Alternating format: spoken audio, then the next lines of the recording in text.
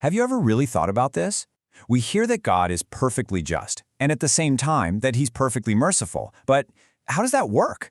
I mean, justice demands that wrongs are punished. Mercy means forgiving those wrongs. They feel like two ideas heading straight for a collision. So let's dig into this incredible paradox and see how they can possibly exist together.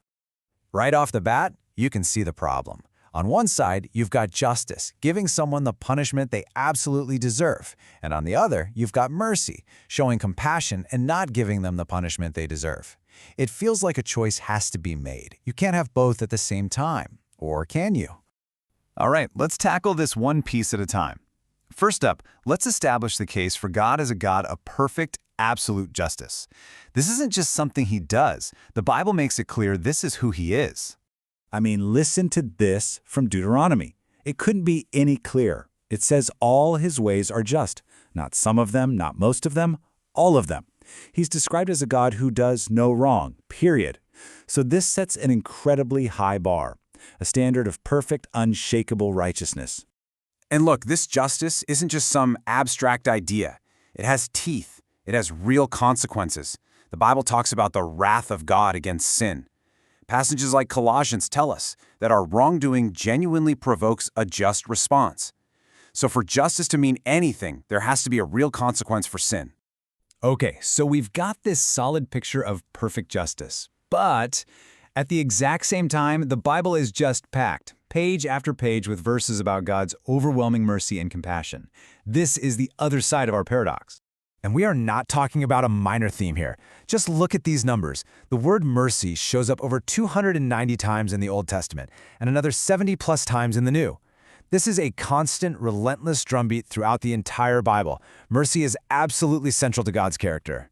And this verse from Psalm 145, man, it just says it all. Gracious and merciful, slow to anger, great in loving kindness. So here's our dilemma, crystal clear. How does the God who must punish sin also happen to be the God who is overflowing with compassion? So how do other worldviews try to solve this puzzle? Well, usually the solution involves one of these attributes having to bend the knee to the other. In a lot of other ways of thinking, if a God is going to show mercy, it basically happens at the expense of justice. The rules get bent, the penalties are just kind of swept under the rug.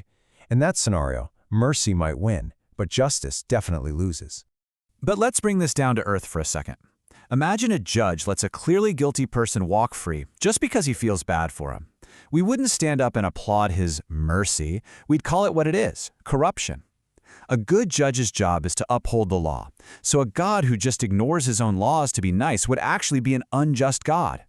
And that's where Christianity offers something completely different.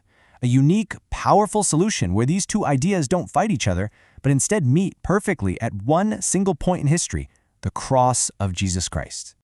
Okay, here's the absolute game changer. The Christian claim is that God doesn't have to choose between being just and being merciful.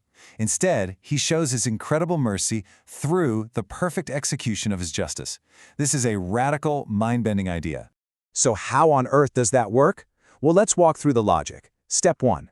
God is perfectly just, so sin has to be punished. There's a debt to be paid. Step 2. On the cross, Jesus, who is perfect and sinless, takes the full weight of that punishment for all of humanity's sin on himself. Step 3. Because the penalty is paid in full, justice is now completely satisfied. And finally, Step 4. With the demands of justice met, God is now totally free to pour out his mercy on anyone who accepts what's been done for them. No rules are broken. The debt is settled. You see, the cross becomes this one single, incredible moment where God proves he is both perfectly just because sin is punished, and at the same time, he's the one who justifies us, the one who makes us right with him. And if you're looking for the verse that just nails this down, it's right here in Romans.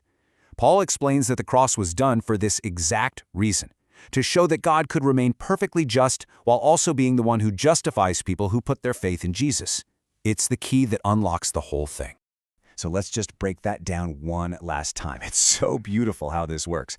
At the cross, God's justice was not ignored or watered down. No, it was poured out in its entirety on Jesus. And because justice was fully satisfied, God's mercy could be poured out in its entirety on us. Both justice and mercy are held up in their absolute fullness.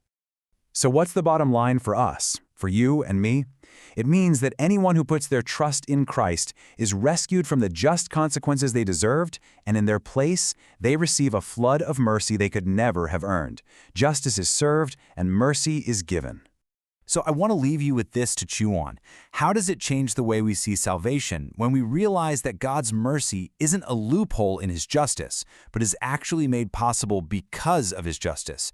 It means we're saved by a love that isn't just kind, it's also perfectly, profoundly, and righteously just.